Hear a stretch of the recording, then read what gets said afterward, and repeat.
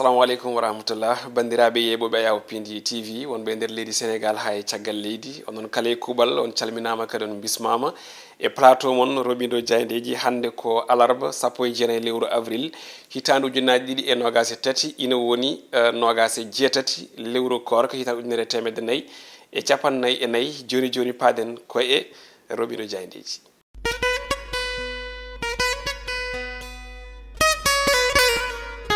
Jayndeji leydi men e oɗo ñalawma hande talata ene wayno gaari ko e dawrugol oɗo ñalawma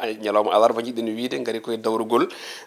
hono noɓe goyi arde kala ñalawma alarba jayde ɗi noon garti e alhaali Idrissa Seck kono kadi e ngal luural gongal hakkude makko e on ɗon coalition Benno Bokk Yakar kono kadi jaydeji ɗi garti e gonka mo ganduɗa kam woni biteɗo Diomaye Faye mo ganduɗa kam tigui ko secrétaire général landa Pastef goɗɗum ene tawe e jaydeji ɗi joni joni puɗɗortoɗen ko jayde info nden jani no wayno jirɗon ni wi ko jaltal makko e nder ha joni on ɗon coalition Benno Bokk Yakar kanko Idrissa Seck ɗo wi wonde omo jee ɓen ƴamoɓe lefol laamu sumgoji 2024 ɓe kolliti wonde ko Idrissa Seck oɗo saaha hande woni koye jamma mbo wetani ko yewti e on ɗon coalition laamiɗo ɓen ɗon ɓe ganduɗa kañumen goni heddiɓe e nder on coalition Benno Bokk Yakar tamodiri tawi yidde mumen tan koyo yaltune koyo itte ha laaɓa ceer e nder on ɗon coalition Benno Bokk Yakar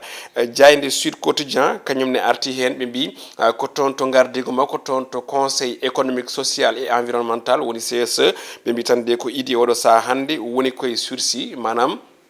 ko yowre o woni ina gasa o itte so tawi ittaka e oɗo alarba hande to banggue nomination kono kay ina ɗamina ɗo yesso mo itte e gardigo ngu e on tuma noon jaynen ko ɓe mbi ko Macky Sall e oɗo saaha ina duñe gam wonde arbitre e ko yewti e ngal luural gongal hakkude Idrissa Seck eɓe ganduɗa kañumen goni on coalition Benno Bokk Yakar goɗɗum ko tawete hen jaynen ko ɓe gaari koye binditagol ɗin ɗon sumgoji walla ɗin listuji e sumgoji tijjaɗi ɗi ɓe gaari koye binditagol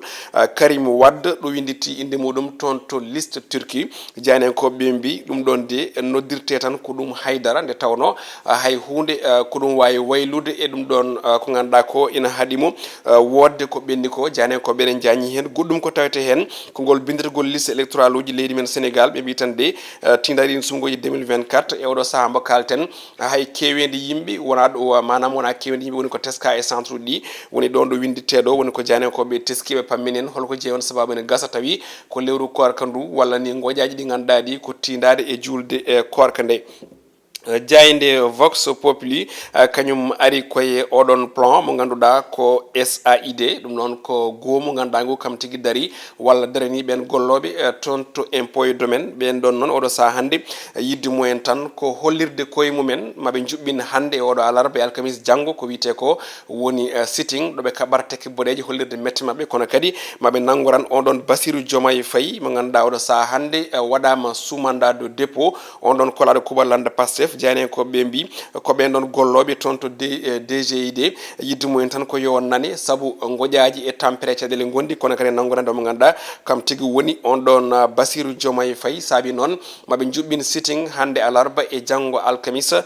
toon to ngal ɗon damal on ɗon impôt et domaine goɗɗum ko tawete hen walla jayde wonde ko besbi le jour nden arti e politique ɓe kolliti wondene ko candidature makko kanko leader mbo landa Revue o ɓe mbi ko Benno o waɗi clashé omo ganduɗa kam woni idi manam konnguɗi kono kadi e attaque uji banque yo banque fewde on ɗon Idrissa Seck jaynen ko ɓe mbi ko APR alliéji muɗum ina kay gonde nimsa mawka no fewi oɗo saaha saabu on déclaration mo ganduɗa Idrissa Seck waɗi ɗum tawi ala foof ɗo haaldi on ɗon coalition Benno Bokk Yakar koɓe kamɓe noon ɓeɗon noddirteɓe les charges ɓe Benno kañumen joddino hanki kaali ɗum ɗin konnguɗi ne jaaji hello joyyi e nder nden jayde witende besbi le jour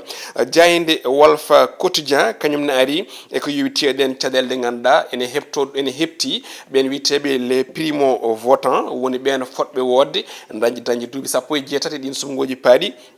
hollitama wonde to banggue bindirgol ngol de aɓe jii hen caɗele no fewi jaynen koɓe mbi ko ɗum filtre avant l'heure ɗum ɗon noon woni wayno wonkoye seɗede ni ko adi hunde ene yetto woni ko jaynen koɓe mbi ɗin konngudi ne jaaji e hello nayyi enen nden jayde Walf Quotidien jayde enquête kañum ne ari e présidentiel 2024 ɓe mbi ko Idrissa Seck e oɗo saaha hande kañum woni e oɗon centre de jeu oɗon centre de jeu mo ganduɗa koto banggue dawrugol ha tengte ɓenɗon coalition benno bokk yakar no jayde wiiri ene wayno ko benno heedi banggue ina ñiŋa on candidature mo ganduɗa ko Idrissa Seck kalnoɗo ko ɓoyani ko ma jeeso e fondirtoɓe sungoji paaɗi kono kadi o haɗani ɗon saabu o wi ko Macky Sall fotani kono kadi o fotani jeere ɗin sungoji ɗi ganduɗa ɗi ko sungoji 2024 ɗin ko gudi noon woni ko addi hande filñitere e nder on coalition benno bokk yakar fewde Idrissa Seck jayde e stade quotidien ko ɗon guddirten hono kala subaka jaynakoɓe mbaɗi ko natal o pami kano wondude e on mo ganduɗa kam tigi woni Erling Haaland hollirde wonde ko duel woni ko pondiral mawgal gueyi ɗiɗi mawɗi timmuɗi woni ko faɗa hande toon to Alliance Arena hollirde wonde ko beele ɓe mbaɗi ko namdal beele Bayern ina wawi wadde remontada hakkude muɗum e équipe Manchester City ko wawi wonde foof Benjamin Pavard ɓiɗɗo France najo holliti wonde ɓe jii remontada bang yo bang holko saabi kamɓe aussi ɓe mbawa ɗum wadde donc c'est possible no wiiri ene wawi wonde goɗɗum ko tawete hen ɓe mbi ko Sadio Mané juude match manteniri oɗo ñalawma hande beele yejjita caɗele muɗum toon to Bavière kona ɗum on Ligue des Champions ha joni e spécialiste en ɓe woni Real de Madrid sappo e go demi-finale e nder duuɓi sappo e tati tawi ko demi-finale uji tati deggodirɗi woni ko Real Madrid woni e wadde oɗo saaha ɗum ɗon noon hawnaki tade woni ko meilleur club en Europe walla au monde actuellement tade woni jogui ko tolni e sappo e nayyi so tawi en jumani limore on ɗon Ligue des Champions hay club goto mbo ene waɗa ɗum e nder windere nde bandiraɓe musidɓe tedduɓe ko ɗum wonno ko tongunoɗen e kabaruji jayndeji joni joni paɗen koye fait divers.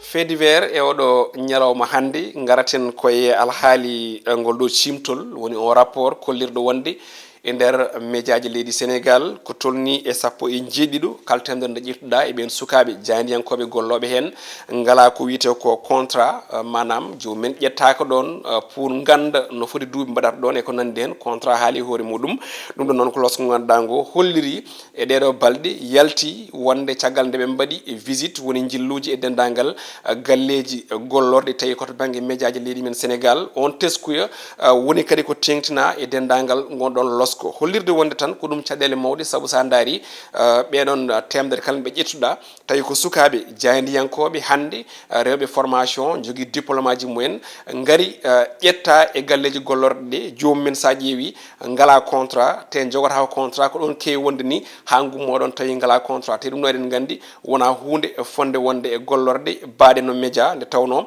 ɗum woni ko jibini caɗele ɗe saabi noon hande e goru hoɗoru to banggue médiaji ɗi woni ko heewi nde tawno so tawi neɗɗo wone galle ala on ɗon o ala hen contrat nde o wela o yahata nde o wela o dawata nde o wela o jotto ɗum noon eɗen mbawi wiide tade woni ala ko jomum signini to banggue ɗinon fannuji ɗum jeeyi sababu hande jiiɗen galleji kewɗi média mbaɗani ko wiyete ko stable c'est à dire ɗum ɗon